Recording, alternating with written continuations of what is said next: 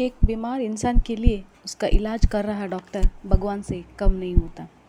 अगर वही डॉक्टर यमदूत बन जाए तो। जी हाँ, आज का हमारा केस में हम देखेंगे कैसे इंग्लैंड का एक डॉक्टर बरोबर 260 लोगों के लिए साक्षात यमराज साबित हो। नाम है हेरोल्ड शिपमन। इस कुख्यात सीरियल किलर डॉक्टर ने 1970 से 1988 तक अपनी गिरफ्तारी हुआ कम से कम 260 रोगियों को दर्द निवारक दवा यानी पेन किलर की ओवरडोज से मार डाला। 14 जनवरी 1994 को एक मिडिल क्लास परिवार में हेरोल्ड शिपमन का जन्म हुआ। उसे प्यार से सभी लोग फ्रेड बुलाते थे और वो अपनी माँ का चहीता बच्चा था। इस वजह से ही शायद वो बचपन से ही अपने आप को सबसे अलग और ऊपर मानता था। रिश्तेदार और दोस्तों के बीच भी वो खुद को उनसे बेहतर समझता था। उसकी माँ फेफड़ों के कैंसर से पीड़ित थी, तो हेरोल्ड अपनी माँ का सेवा में लग गया। उसकी माँ दर्द से इलाज पाने के लिए मॉर्फिन नाम का दर्द की गोली लेती थी और हेरोल्ड को इस दवा से मोहित हो गया था, क्योंकि ये दवा उसकी माँ को जल्दी आराम दे रहा था। 21 जून 1963 को उसकी माँ की मृत्यु के बाद हेरोल्ड ने डॉक्टर बनने की ठान ली। पहले एंट्रेंस एग्ज़ाम में फेल हो जाता है। इस वजह से 2 साल बाद उसने लीड्स यूनिवर्सिटी मेडिकल स्कूल में ट्रेनिंग के लिए भर्ती हो जाता है। ट्रेनिंग के बाद हेरोल्ड एक हॉस्पिटल में इंटर्नशिप शुरू कर देता है। 19 साल का हेरोल्ड अपनी भावी पत्नी से मिलता है, ज्योति प्रिमरोज। 17 साल की प्रिमरोज से हेरोल्ड शादी कर लेता है, क्योंकि वो 5 महीने से प्रेग्नेंट थी। 1974 तक 2 बच्चों का पिता हेरोल्ड टॉडमॉर्डन यॉर्कशायर में फैमिली डॉक्टर के तौर पर अपना डॉक्टरी शुरू कर देता। इस बीच हेरोल्ड पेथाडिन नाम का नशीली पेन किलर का आदी हो जाता है। वो बड़ी मात्रा में इस दवा का नकली पर्ची लिखता था। 1975 को उसके साथ काम करने वाले अन्य डॉक्टरों ने इसकी शिकायत करते हैं और हेरोल्ड को जबरन नौकरी से छोड़ना पड़ता है और नशा मुक्ति केंद्र जाना पड़ता है।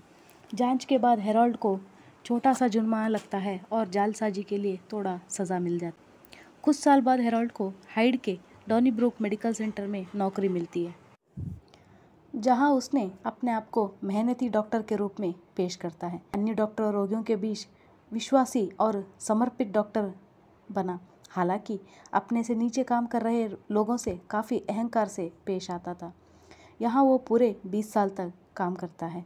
इस बीच एक स्थानीय केयरटेकर ने देखा कि डॉक्टर हेरोल्ड शिपमन के मरीज़ असमय रूप से और काफ़ी ज़्यादा मात्रा में मर रहे थे।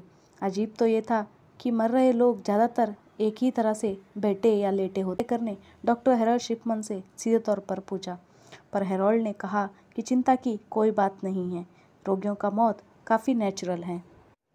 कुछ समय बाद हेरोल्ड के साथ काम कर रही डॉक्टर सूजन बूथ को हेरोल्ड की पेशेंट्स की इस तरह से मर जाने पर शक पैदा होता है और वो स्थानीय कोरोनर ऑफिस में इसका सूचना देती है और वो लोग पुलिस को इत्तला कर देते हैं। जांच का आदेश दिया जाता है, लेकिन हेरोल्ड का रिकॉर्ड ठीक होने की वजह से उसे इस आरोप से बरी कर दिया गया। जांच अधिकारी जनरल मेडिकल काउंसिल को संपर्क नहीं करते हैं। इस वजह से हेरोल्ड का पिछला आपराधिक रिकॉर्ड नहीं मिलता है। बाद में पता चलता है कि हेरोल्ड ने अपने रोगियों का मेडिकल रिकॉर्ड अपने अनुसार बदल दिया था। एक अच्छा और देखभाल करने वाला पारिवारिक डॉक्टर के बेस में छिपा हुआ ये हैवान ने कब अपने पेशेंट्स को मारना शुरू किया और सही तौर पर कितने लोग उसके इस हैवानियत का शिकार बने, इसका सही जवाब देना लगभग नामुमकिन है। हेरोल्ड की इस मौत का होड़ को एक विराम तब मिला जब एक वृद्ध पेशेंट जिन्हें हेरोल्ड ने मारा था, उनकी बेटी एंजेला वुडरूफ ने अपनी मां की मौत को सामान्य बताने से इनकार कर दिया और हेरोल्ड के खिलाफ जांच की जिद की। 24 जून 1988 को हेरोल्ड शिपमन से मिलने के कुछ ही समय बाद 81 साल की बिल्कुल स्वस्थ और सक्रिय कैथरीन ग्रंडी नाम की अमीर विधवा का मृत्यु हो जाता है। उनकी बेटी एंजेला वुडरूफ को डॉक्टर हेरोल्ड शिपमन पोस्टमार्टम की ज़रूरत नहीं बताते हैं और ग्रंडी को दफनाने को कहते हैं। इसी तरह ग्रंडी को दफनाया जाता है। पेशे से वकील एंजेला वुडरूफ अपनी मां की सारे मामले संभालती थी और उसे पता चला कि उसकी मां मरने से पहले एक और वसीयत लिखी थी और उस वसीयत के हिसाब से कैथरीन ग्रंडी की संपत्ति का एक बड़ा हिस्सा डॉक्टर हेरोल्ड शिपमन के नाम छोड़ जाती है। बेटी को ये यकीन कर पाना काफ़ी मुश्किल लगता है और उसे ये पता चल जाता है कि ये दस्तावेज एक जालसाजी था और डॉक्टर हेरोल्ड शिपमैन उसकी माँ की कातिल है। तुरंत उसने ये बात स्थानीय पुलिस को बताती है।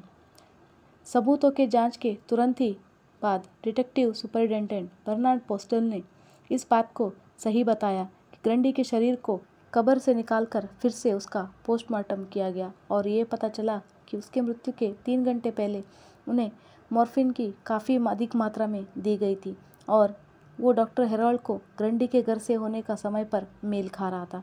हेरोल्ड के घर छापा मारा गया जिसमें काफ़ी मेडिकल रिकॉर्ड्स, गहनों का एक अजीब संग्रह और एक पुराना टाइपराइटर बरामद हुआ। बाद में ये साबित हुआ कि इसी टाइपराइटर से ग्रंडी का नकली वसीयत बनाया गया था। जब्त किए गए मेडिकल रिकॉर्ड से पुलिस को ये बात स्पष्ट हो गया कि ये सिर्फ एक मौत का मामला नहीं है। पुलिस उन केसों पर ज़्यादा ध्यान देती है जिन पीड़ितों का अंतिम संस्कार नहीं हुआ हो या हेरोल्ड के विजिट के दिन या दूसरे दिन मर गए हो, क्योंकि इन केसेस में डॉक्टर के खिलाफ सबूत मिलने की संभावना ज़्यादा था।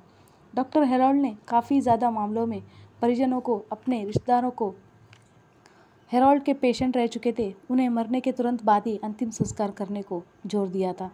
उनका ये कहना था कि लोगों की मौत स्वाभाविक है और पोस्टमार्टम की कोई ज़रूरत नहीं है।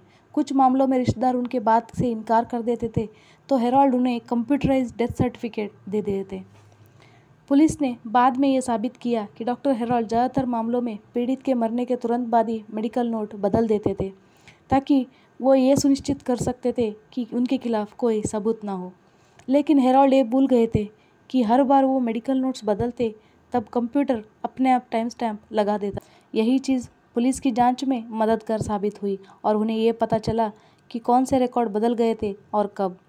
व्यापक जांच के बाद पुलिस ने डॉक्टर हेरोल्ड पर 7 सितंबर 1988 को 15 हत्या और 1 जालसाजी का आरोप लगाया। हेरोल्ड को 5 अक्टूबर 1999 को प्रेस्टन क्राउन कोर्ट में शुरू हुआ।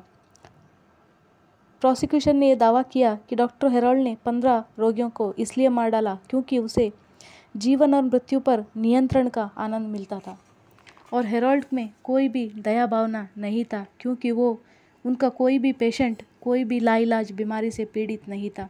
एंजेला वुडरूफ ने गवाही दी और उसका अपने मां के हत्यारे को सजा दिलाने की दृढ़ संकल्प जूरी को काफ़ी प्रभावित कर देती है।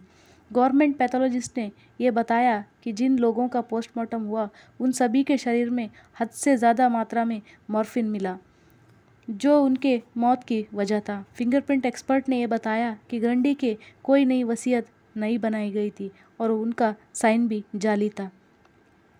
पुलिस कंप्यूटर एक्सपर्ट से गवाही दिलाते हैं और हेरोल्ड के मेडिकल रिकॉर्ड्स के बदलाव किए गए थे, इनको भी साबित किया जाता है। और हेरोल्ड ने ऐसे लक्षण अपने रोगियों के रिकॉर्ड में डाला था जो उनको कभी थे ही नहीं। हेरोल्ड में एक डॉक्टर में रहने वाली करुणा भाव के लक्षण दूर दूर तक नहीं था। वो अपने पेशेंट्स को ऐसे मारता था मानो वो जीवन और मृत्यु खुद तय करने वाला भगवान हो। 31 जनवरी 2000 को इस मौत के डॉक्टर को 15 आजीवन कारावास और 4 साल जालसाजी के लिए सजा सुनाया गया। हेरोल्ड को दुराम कारागार में भेज दिया गया। एक डॉक्टर ने 15 लोगों का कत्ल किया जो उनके पेशेंट्स थे। ये बात मेडिकल कम्युनिटी में तहलका मचा देती। यूनिवर्सिटी ऑफ लेस्टर के एक प्रोफेसर ने इस मामले का अध्ययन किया और हेरोल्ड के पेशेंट्स के मौत का पैटर्न का पता लगाया कि इस तरह से हेरोल्ड के पेशेंट्स का अचानक मर रहे थे